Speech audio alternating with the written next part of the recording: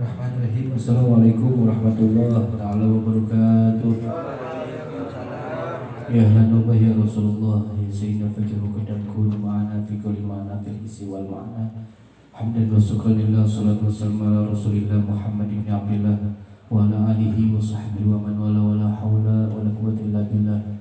Subhanaka la ilma lana illa ma 'allamtana innaka antal alimul hakim. Rabbi shrah li sadri wa yassir li amri wahlul 'uqdatam min lisani yafqahu qawli wa shrah lisani wa hdi qalbi bi haqqi sayyidina Muhammadin sallallahu alaihi wasallam. Amma ba'd. Hadratul mukarramul muhtaram yang sama-sama kita hormati dan kita taati, Hadimul Majlis Sababul Mustafa ini Fadilatul Ustaz Daud Muslim serta ibunda dan keluarganya, kita doakan mudah-mudahan beliau dan keluarga senantiasa Allah panjangkan umurnya, Allah kabulkan hajat dan keinginannya, dan Allah mengangkat macam penyakitnya, penyakit zahir atau batin, dan semoga Allah Subhanahu wa taala penyakit tersebut disembuhkan oleh Allah Subhanahu wa taala, dan semoga Allah Subhanahu wa taala berikan kepada beliau keistiqomahan dan kesabarannya di dalam mendidik kita semua. Amin ya Allah ya rabbal alamin. Begitu juga para jamaah pemuda-pemudi Sababul Mustafa dan Mahabbatul Mustafa yang dirahmati oleh Allah Subhanahu wa taala.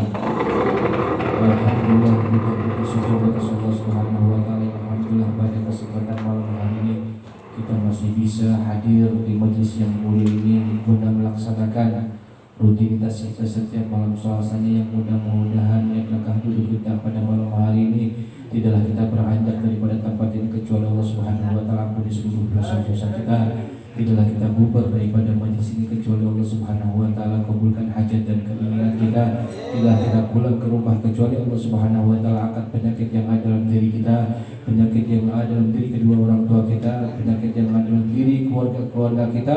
Allah gantikan penyakit tersebut dengan kesembuhan yang sempurna. Amin ya Allah ya rabbal alamin.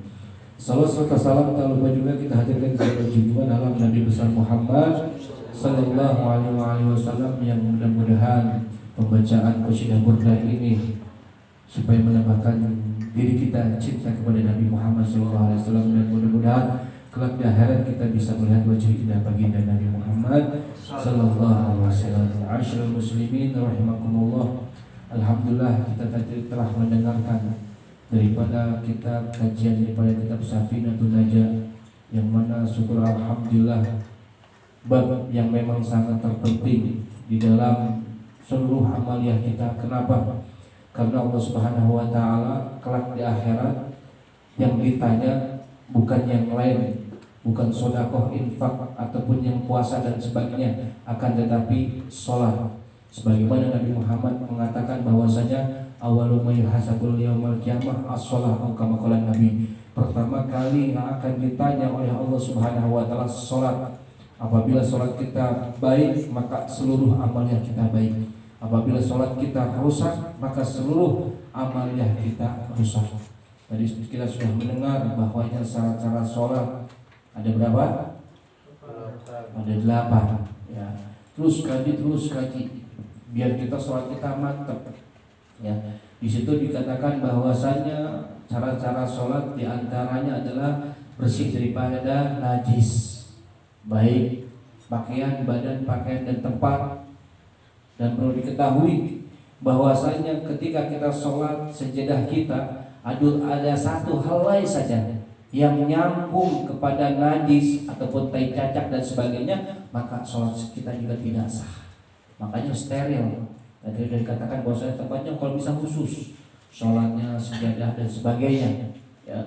Begitu juga dari pakaian kita ketika kita sholat, bagaimana kalau seandainya ada di baju kita, di koko kita ada yang namanya tai cecak, ada cecak nempel di sini, itu bagaimana? Sah nggak sholatnya? Atau batal apa gimana? Sah apa enggak? Kita lihat ketika kita lagi sholat kemudian ada tai cecak nempel di baju kita, itu bagaimana cara menghilangkannya? Cara menghilangkannya yang pertama itu harus disentil, jangan diangkat. Kalau diangkat berarti batal sholatnya. Itu caranya. Ya. Kemudian kalau setelah salam tahu ada cecak disarung di mana, maka sholat kita ulangi lagi, karena sholat kita membawa najis. Makanya perhatikan semuanya. Wabil khusus yang laki-laki yang kerja mungkin lupa bawa sarung, Ingat-ingat ketika kencingnya, ya kencing apalagi nggak duduk, dia berdiri. Habis itu nggak dehem dan sebagainya, masukin lagi tuh otongnya ke celana dalamnya. Akhirnya ada tetes sedikit, nah itu maka sholat maka tidak sah sholatnya. Oleh karena itu kalau bisa yang pekerja-pekerja yang kerja lapangan, kalau bisa bawa yang namanya sarung dan sebagainya, ya bawa sarung. Kalau nggak di masjid itu bisa ada pakai. Takutnya begitu, ya. Takutnya ketika kita kencing masih ada sisa-sisa kencingnya. Makanya dianjurkan di situ ketika kencing harus dehem. Takutnya ketika kita beranjak ada rasa-rasa sedikit keluar. Nah itu yang merupakan najis. Karena memang benar tadi katakan bahwasanya yang mana banyak daripada umat Nabi Muhammad gara-gara kencing akan dihisap di dalam kuburnya. Jadi begitu kencingnya tidak dehem, kan disunahkan dehem. Gitu kan sedikit kan pada lebih kelamaan gitu doang. Biar lancar, itu namanya lancar. Maka disunahkan duduk dan sebagainya. Begitu juga trik Nabi Muhammad, masya Allah, ketika kita BAB susah. Apa? Sunnahnya apa? Diangkat kaki kirinya. Jadi gini. Jadi gini. Nah, ini biar lancar. Coba aja kalau nggak percaya. Ini susahnya. Ya kan begini susah kan? Begini susah kan? Jadi begini caranya. Biar lancar. Sok buktikan kalau nggak percaya. Itu lancar peredaran darah. Biasanya kan ada yang susah kan? Begitu. Itu Nabi ngasih trik begitu. Oleh karena itu apa? Apapun kita, makanya perhatikan, dengarkan ketika guru kita lagi membahas tentang sholat dan sebagainya, itu pahamin. Ya.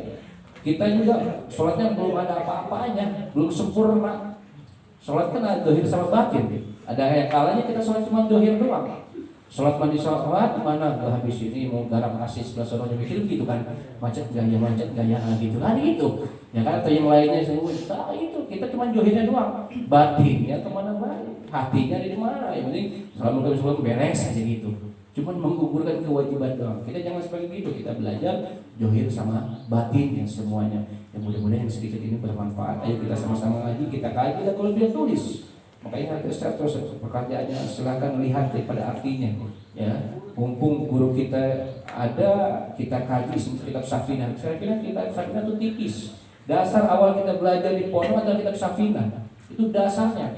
Itu harus hatam, ibaratnya harus paham. Udah antum semua paham semua itu, ya insya Allah yang lain juga akan benar daripada pekerjaan amaliyah kita. Rabbi fanfa'na bi barakati wa sallallahu wa minna fitrakatin wa ma'afatin min dalam fitani wa bi subhanakallahumma wa tafi hasalam wa alhamdulillah rabbil alamin. Assalamualaikum warahmatullahi wabarakatuh.